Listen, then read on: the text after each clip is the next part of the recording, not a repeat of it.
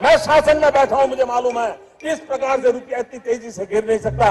अरे ये नेपाल का रुपया नहीं गिरता है, बांग्लादेश की करेंसी नहीं गिरती है, पाकिस्तान की करेंसी नहीं गिरती, श्रीलंका की करेंसी नहीं गिरती। क्या कारण है हिंदुस्तान का रुपया पतला होता जा रहा?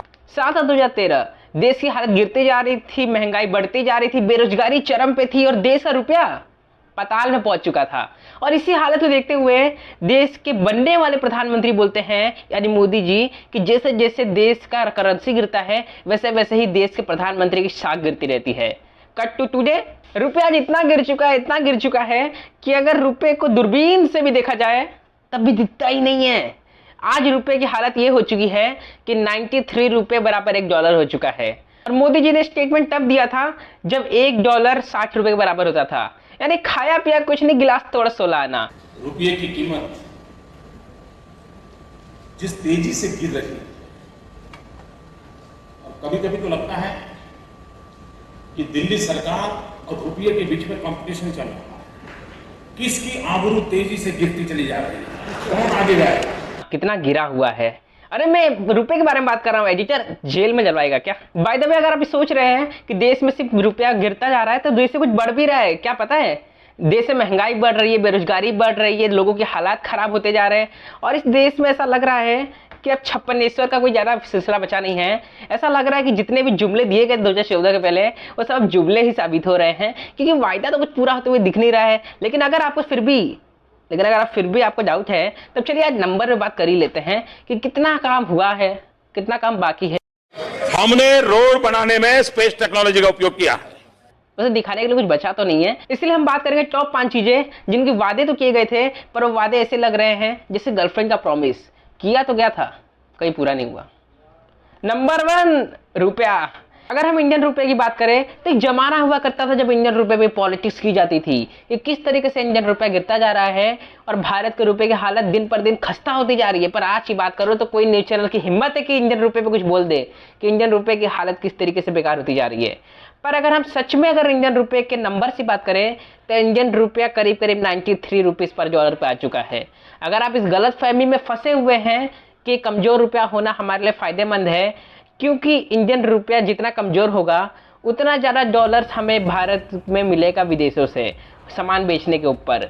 पर ये गलत फहमी उन देशों के लिए सही है जो देश ज़्यादा सामान बेचते हैं, ना कि वो देश जो कि ज़्यादा सामान खरीदते हैं। अगर हम बात करें 2024 के फाइनेंशियल ईयर की, तो इंडिया $650 बिलियन का सामान खरीदता है, जबकि बेचता कितना है आपको पता है? लगभग $550 बिलियन, यानी $100 बिलियन एक्स्ट्रा सामान इंडिया खरीदता है। जबकि चाइना जितना सामान खरीदता है उससे कहीं गुना ज़्यादा सामान बेचता है। इसलिए चाइना का एक कमज़ोर करेंसी होना एक फ़ायदेमंद है, जबकि इंडिया के लिए कमज़ोर करेंसी होना एक श्राप के बराबर है। लेकिन आज किसी की हिम्मत नहीं है कि कमज़ोर रुपए के ऊपर एक सवाल पूछ ले। लेकिन अगर कोई सवाल पूछ भी ले तो उनके अच्छे दिन तो छोड़ो, बुरे दिन शुरू हो जाते हैं। Number 2, GDP. $5 ट्रिलियन की इकोनॉमी का वादा किया था मोदी जी ने 2014 के पहले, और डेडलाइन रखी 2022 की। 8 साल आ चुका है 2026, और इंडिया की जीडीपी है $4 ट्रिलियन इकोनॉमी। मानता हूँ ये बहुत ज़्यादा इकोनॉमी जरूर बनी है, मानता हूँ कि इंडिया की इकोनॉमी 2014 में $2 ट्रिलियन से 2026 में $4 ट्रिलियन की इकोनॉमी जरूर हुई है, पर इकोनॉमी की बढ़ने की रेट और ज़्यादा कम हो चुकी है। अगर आप मेरी बातों पर यकीन नहीं मान रहे हैं तब आप खुद डेटा देख सकते हैं। जहाँ पे मनमोहन सिंह के टाइम पे एवरेज जीडीपी ग्रोथ रेट 8 से 9% के बीच में रिवॉल्व कर रही थी, वहीं पे नरेंद्र मोदी के टाइम पे इकोनॉमी 4 से 6% के आसपास बढ़ रही है। लेकिन अगर भक्तों की मानी जाए 2020 में जो कोविड-19 का लॉकडाउन आया था उसकी वजह से इकोनॉमी की हालत वैसे ही खस्ता है। पर अगर हम सच में नंबर से बात करें भक्ति को छोड़ के, तो 2018, 2017, 2023 ये सारे जो जीडीपी की ग्रोथ रेट है ये 7 से 8% से भी कम है। यानी कि जो मोदी जी वायदा किया करते थे, मित्रों 10% इकोनॉमी बढ़ाएंगे, हमें डबल डिजिट की विकास दर प्राप्त करने के लक्ष्य पर काम करना समय की मांग है। लेकिन अगर हम रियलिटी की बात करें तो इंडिया की इकोनॉमी पूरे आजाद भारत में सिर्फ एक बार 10% की रेट से ग्रो किया था। वो साल था 2010 जब मनमोहन सिंह जी की सरकार थी। यानी कि जुमले तो बहुत दे दो, पर वादे पूरा करो ना करो बाद में देखा जाएगा। सबसे पहले बोला गया 2022 में $5 ट्रिलियन इकोनॉमी बनेगी, फिर बोला देरी के लिए खेद है, फिर बोला 2 साल और रुक जाओ, 2024 से बनी जाएगी। फिर बोला 2027 से बनेगी। अब बोल रहे 2029 में बनेगी। ये तो वही बात हो गई, गर्लफ्रेंड से वादे कर दिए हैं चांद तारे तोड़ने के, पर गांड अभी भी जमीन पर घिस रही है। नंबर 3 की बात करते हैं मंदी। मंदी हिंदी वर्ड है, इंग्लिश में इसको कहते हैं रिसेशन। रिसेशन यानी कि जब लगातार 6 महीनों तक इंडिया की जीडीपी -% में बढ़े, यानी कि बढ़े नहीं बल्कि घटे, इस कंडीशन को कहते हैं मंदी। साफ भाषा में बताऊं तो जब मार्केट्स पूरी तरीके से फ्लैट हो जाते हैं, डिमांड्स डाउन हो जाती है और आपकी पॉकेट खाली हो जाती है, इस कंडीशन को कहते हैं मंदी। लेकिन आप बोलेंगे इंडिया में कहाँ मंदी है, कहाँ मंदी है बताओ। मैं मानता हूं कि सरकारी नंबर से बात की जाए तो इंडिया में पिछले 10-11 सालों में मंदी नहीं आई है, पर मुझे दिल में हाथ रख के कहो, क्या कोविड-19 के बाद यानी कि 2022 के बाद इंडिया की अर्थव्यवस्था लगातार स्लो डाउन की तरफ नहीं बढ़ रही है? क्या आपके बिजनेस पे इसका असर नहीं पड़ रहा है? क्या आपके दिल में ये विचार नहीं आता है कि पहले जितनी अच्छी बिजनेस होता था, बिजनेस अब डाउन हो चुका है पिछले अब सालों में? क्या ये सच नहीं है कि 2014, 15, 13, 12 के मुकाबले अब बिजनेस इंडिया में स्लो डाउन हो चुके हैं? अगर आपको ऐसा नहीं लग रहा है तब आप मान लीजिए आप अंधभक्ति प्रोमेस में घुस चुके हैं। लेकिन अगर आप मान चुके हैं कि सच में अगर मंदी आ चुकी है तो कॉन्ग्रेचुलेशंस, आपकी आंखें खुल चुकी है। लेकिन फिर भक्त भी तो क्वेश्चन पूछेंगे, अनमोल क्या कांग्रेस के टाइम पे कोई मंदी नहीं थी जो तू आज बकर बकर कर रहा है? दोस्त सच में कांग्रेस टाइम पे मंदी नहीं थी, मतलब एटलीस्ट 2004 से लेकर 2014 तक जो सरकार चली मनमोहन सिंह जी की, उसमें लिटरली मंदी नहीं थी। अगर हम नंबर की बात करें तो 2008 के टाइम पे वर्ल्ड में एक रिसेशन आया था, अमेरिका की बड़ी बड़ी कंपनीज कोलैप्स कर गई थी, दुनिया भर में जीडीपी माइनस में जा रही थी। उसके बावजूद मनमोहन सिंह के टाइम पे इंडिया की जीडीपी 4 से 5% पे ग्रो कर रही थी 2008 के साल में। इसके बावजूद इंडिया की इकोनॉमी जब इतना अच्छा परफॉर्म कर रही थी, लेकिन मनमोहन सिंह के टाइम पे मोदी जी आते हैं और बोलते हैं कि मित्रों 10% ग्रोथ रेट चाहिए, 10% ग्रोथ रेट। इसके बावजूद इंडिया नहीं बढ़ेगा। लेकिन रियलिटी तो यह है कि पिछले 12 साल में एक ऐसा साल नहीं आया जब इंडिया की इकोनॉमी 10% की रेट से ग्रो करी हो।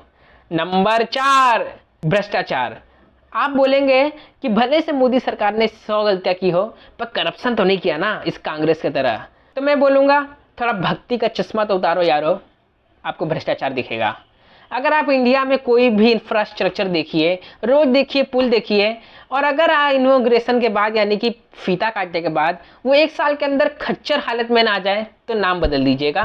क्योंकि ऐसी वीडियोस आप इंटरनेट पे आए दिन देखेंगे जहां पे फीता काटने के कुछ महीनों बाद ही उस इंफ्रास्ट्रक्चर की हालात वक्त से बदतर हो जाती है। वहां पे कहीं ना कहीं क्रैक आने लगते हैं, कहीं कुछ जगह तो कोलैप्स कर जाती है, और ऐसे वीडियोस देखे गए हैं जिसको देख के ऐसा लगता है कि 1 सेकेंड के लिए अंग्रेज काल भी बहुत बेहतर था इस चीज से। लेकिन हमने तो बात की अभी तक अनऑर्गेनाइज करप्शन की, यानी कि जो छोटे लेवल पे करप्शन होते हैं। अगर हम बात करें ऑर्गेनाइज करप्शन, यानी कि जो सरकारी लेवल पे सरकार भ्रष्टाचार करती है, तो उसमें सबसे बड़ा करप्शन एक्सपोज हुआ था 2024 में इलेक्टोरल बॉन्ड्स। इलेक्टोरल बॉन्ड्स एक ऐसा सिस्टम जो कि मोदी सरकार 2016 में लेकर के आई, इस विचार में कि हम कभी भी किसी से भी, किसी कंपनी से भी चंदा ले लें और उस चंदे को पूरी जनता नहीं जान पाएगी। यानी क्या मतलब, आप सोचेंगे। इसका ये मतलब है कि इस बिल में साफ साफ लिखा हुआ था कि कोई भी पार्टी किसी भी कंपनी से कितना भी चंदा ले सकती है और पब्लिक को बताने की कोई जरूरत ही नहीं है। मतलब आप खुद सोचिए, कोई भी कंपनी किसी भी पॉलिटिकल पार्टी को क्यों चंदा देगी? मान लीजिए मैं मुकेश अंबानी हूं और मेरा मन कर रहा है मोदी जी अरबों खरबों रुपए आ चुके हैं, लो चंदा लो। ऐसा होता है क्या? मतलब इसे रियलिटी में तो यही मतलब है कि जब भी कोई कंपनी किसी पॉलिटिकल पार्टी को चंदा देती है इलेक्शंस के टाइम पे, तो वो एक्सपेक्ट करती है कि इलेक्शंस के बाद उस कंपनी का ही फायदा होगा। और इसको क्या कहते हैं सो कॉल्ड लैंग्वेज में? करप्शन ही तो कहते हैं। यानी कि कोई भी पार्टी जब किसी कंपनी के ऊपर बिक जाए तो इसको कहते हैं भ्रष्टाचार। लेकिन ये भ्रष्टाचार इमोरल सिर्फ नहीं है। मोदी जी की पार्टी ने एक ऐसी कंपनी से भी चंदा लिया है जो कंपनी बीफ काट के बेचती है। अगर आपको सो कॉल्ड बीफ का मतलब नहीं पता है तब आप गूगल पे सर्च कर लीजिए। अगर बात करें आगे की तो फिर सवाल उठता है, क्या ये इलेक्टोरल बॉन्ड सच में एक बहुत बड़ा घोटाला है या फिर विपक्ष द्वारा बनाई गई एक कहानी? तो सच में इलेक्टोरल बॉन्ड एक स्कैम है, ये मेरा नहीं, सुप्रीम कोर्ट का वाणी है। जो सपाट सच में सुप्रीम कोर्ट ने अपने वर्डिक्ट में बोला कि इलेक्टोरल बॉन्ड्स ना कि सिर्फ एक स्कीम है बल्कि उससे भी बड़ा ये एक स्कैम है। चैनल सब्सक्राइब करें और मेरे हर अपडेट आपको मिले, इसके लिए बेल आइकन जरूर दबाइएगा। करना परेशान हो गए हम लोग 2.5 साल से, ये भी परेशान हो गए, हम भी परेशान हो गए, करो फिर।